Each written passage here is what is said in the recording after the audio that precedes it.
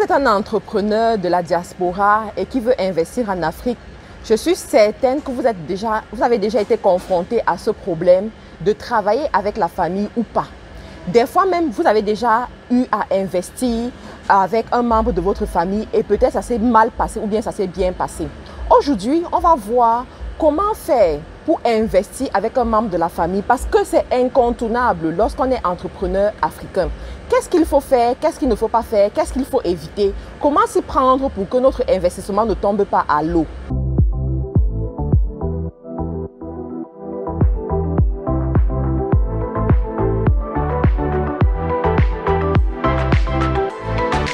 Alors, je suis Marthe Karine, je suis entrepreneur e-commerce, je suis à la tête de plusieurs entreprises et certaines sont délocalisées en Afrique, précisément au Cameroun, au Gabon et en Côte d'Ivoire. Et dans mon parcours entrepreneurial, j'ai eu à rencontrer certains problèmes et j'aimerais pouvoir partager de ces expériences avec vous dans cette chaîne YouTube. Si vous n'êtes pas encore abonné à cette chaîne, je vous prie de vous abonner en cliquant juste sur le lien tout bas. N'oubliez pas d'activer la cloche de notification pour ne manquer aucune des vidéos qui sera publiée dans les jours à venir sur cette chaîne. Prenez aussi la peine de regarder la description de la vidéo pour voir comment me contacter, comment rentrer en contact avec moi, comment me contacter sur les réseaux sociaux tels que Facebook, Instagram ou alors tout simplement me poser une question. Alors, en tant qu'Africain, à un moment donné, quand on veut investir, on pense directement à la famille. On pense à notre soeur, notre frère, notre cousin, notre mère, notre père, en fait quelqu'un de notre famille que nous connaissons et qui peut-être a des aptitudes pour mener le projet ou pas. Ça peut même être qu'on pense à cette personne parce qu'on veut juste aider cette personne. J'ai eu plusieurs personnes qui m'ont dit « Matt, il y a trop de pauvreté en Afrique. Il faut juste que je lance un business et puis je demande à ma soeur de gérer ça comme ça va aussi l'aider. » Donc ce sont souvent des choses qu'on entend en affaires. Mais la question d'aujourd'hui, c'est de se poser, c'est de savoir est-ce que c'est une bonne idée ou pas. Et même si on est obligé de le faire, comment est-ce qu'il faut le faire? Alors, on en vient à se poser la question parce que ce n'est pas toujours les belles histoires qu'on récolte lorsqu'on investit avec la famille. Nous avons souvent des histoires comme quoi j'ai investi de l'argent et ensuite on a utilisé cet argent-là pour guérir, pour soigner un membre de la famille. J'ai investi de l'argent et après on ne m'a même pas rendu compte et l'histoire s'est arrêtée là. J'ai investi de l'argent, l'affaire marchait bien, mais après, la personne qui gérait a disparu ou bien est tombée malade. En fait, il y a toujours des histoires négatives qui viennent par rapport à ce sujet d'investir avec la famille. Il y en a qui vont par exemple aller jusqu'à dire que ils ont fait de gros investissements pour aider leur famille parce que l'idée derrière pour la personne qui est de la diaspora, c'est qu'elle veut aider sa famille. C'est qu'elle veut en fait agir avec des gens qu'elle connaît. Elle se dit que sur la base de la relation, du lien qu'il y a entre eux, les choses vont bien se passer, ils ne vont pas mal se comporter. Mais la réalité est tout autre. On a vu les membres de la famille comme ça que vous investissez et puis ils viennent foutre votre investissement en l'air parce qu'ils se disent que vous n'allez rien faire, vous n'allez pas appeler la police sur eux, vous n'allez pas porter plainte, en fait vous n'allez pas utiliser des mesures drastiques contre eux et ça fait en sorte qu'ils fassent ce qu'ils veulent. On a même vu d'autres personnes comme ça qui ont été recrutées dans une entreprise familiale et qui sont allés foutre le bordel dans cette entreprise. Ils viennent quand ils veulent.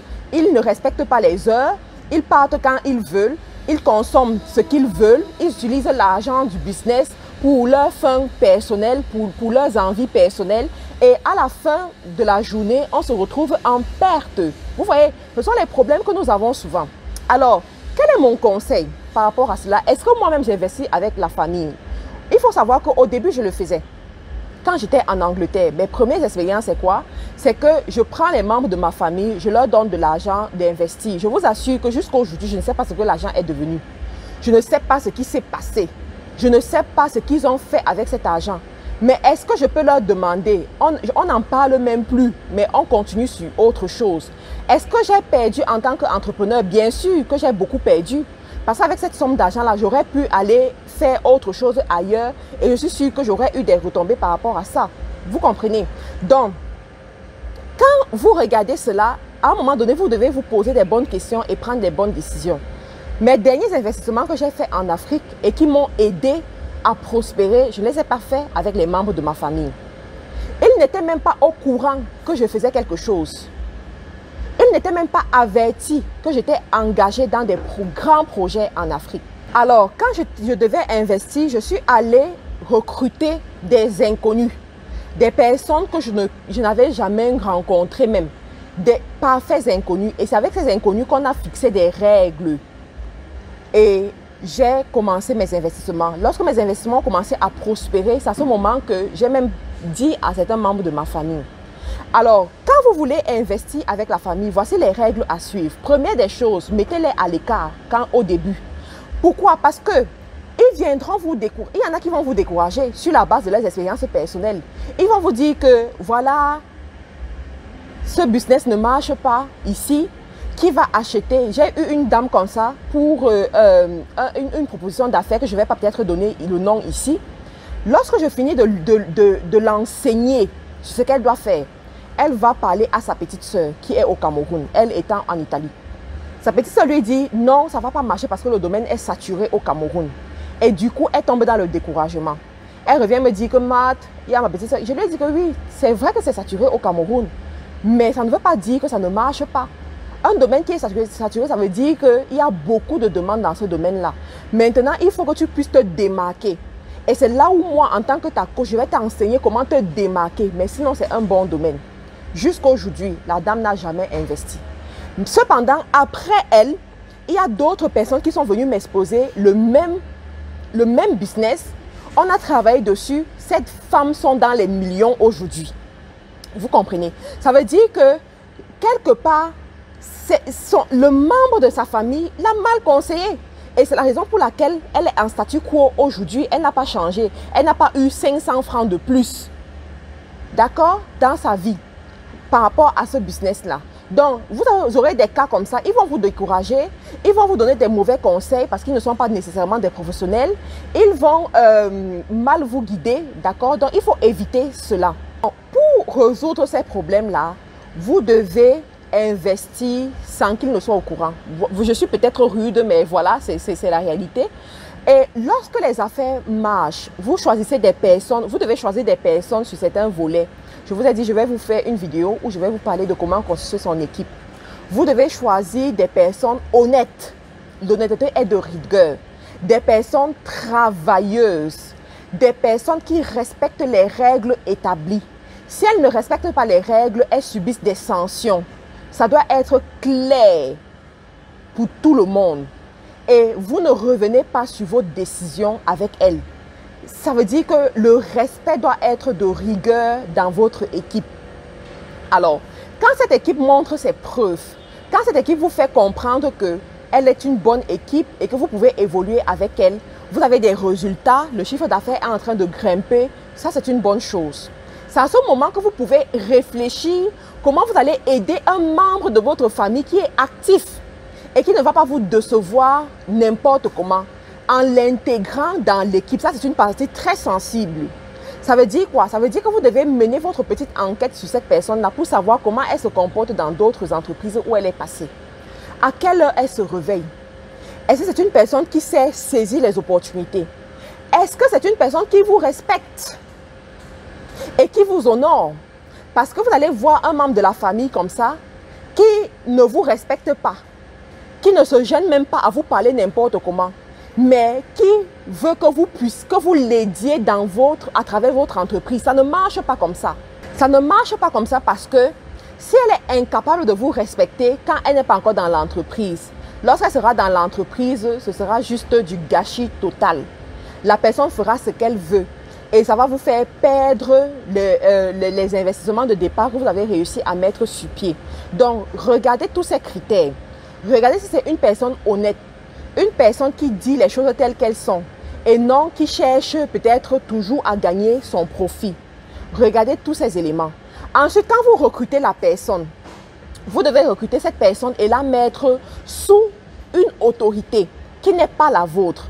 Elle ne doit pas être directement sous votre autorité parce que si elle est directement sous votre autorité, elle va toucher à vos émotions et pourra faire ce qu'elle veut. Alors, elle doit être sous une autre autorité avec laquelle elle n'a aucun lien. Ça veut dire quoi?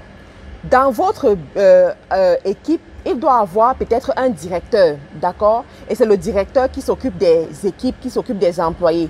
Et elle vient sous l'autorité de ce directeur-là. Et c'est ce directeur qui traite avec elle directement, qui donne son salaire, qui décide des tâches qu'elle doit faire, qui la surveille et qui peut la réprimander s'il faut la réprimander. Alors, ce qui va se passer, c'est quoi? C'est qu'elle aura peur. Cette personne de votre famille-là aura peur de l'autorité de ce directeur-là et va se tenir à carreau. Et le directeur va vous rendre compte des activités, de comment est-ce que la personne se comporte. Et si vous vous rendez compte que non, la personne se comporte mal, vous communiquez directement au directeur et le directeur s'adresse directement à lui. Pourquoi je dis ça? Parce que dans la vie, il faut être sage. Quand vous agissez avec la famille, que vous le vouliez ou pas, un membre de la famille qui est recruté dans votre entreprise, c'est toute la famille qui vous regarde pour voir comment vous allez faire, pour voir comment vous allez traiter ce membre de la famille-là et ensuite pour vous vilipender si jamais les choses tournent mal. Ils vont oublier que vous êtes un homme d'affaires ou une femme d'affaires. Ils vont oublier qu'il s'agit ici d'un investissement et vous devez rendre compte à l'impôt. Vous devez rendre compte à votre banque, vous devez rendre compte à vos investisseurs, vous devez rendre compte à votre entreprise au sens large du terme. Donc, ils ne verront pas que leur frère s'est mal comporté ou bien leur soeur s'est mal comportée. Mais ils vont voir que comment ça se fait-il que cette personne est renvoyée ou bien licenciée dans l'entreprise de son frère. Vous comprenez ce que je veux dire?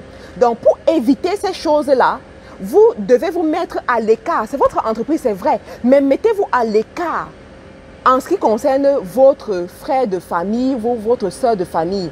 Qu'elle gère tout ce qui est professionnel avec son supérieur hiérarchique. Et ça va vous éviter beaucoup de problèmes. Donc, si vous respectez toutes ces règles-là, je vous garantis que vous allez voir la différence et cette personne de la famille que vous allez recruter va se mettre au pas, va agir de façon professionnelle et ça va vous aider. Vous allez pouvoir accomplir l'objectif d'aider la famille, d'aider un membre de la famille et de réussir dans votre business. Sachez que en ce moment, s'il faut choisir entre réussir son entreprise et aider un membre de la famille, c'est d'abord réussir son entreprise. Parce que si vous ne réussissez pas en affaires, vous allez être pauvre. Et même cette famille-là ne va pas vous respecter. Cette famille ne va pas vous considérer. Et vous allez perdre sur tous les plans. Donc, il est préférable de privilégier votre ascension professionnelle que de vouloir à tout prix aider un membre de la famille et d'échouer. J'espère que cette vidéo vous a aidé, vous a éclairé. N'oubliez pas de vous abonner sur cette chaîne. Et on se retrouve dans une autre vidéo.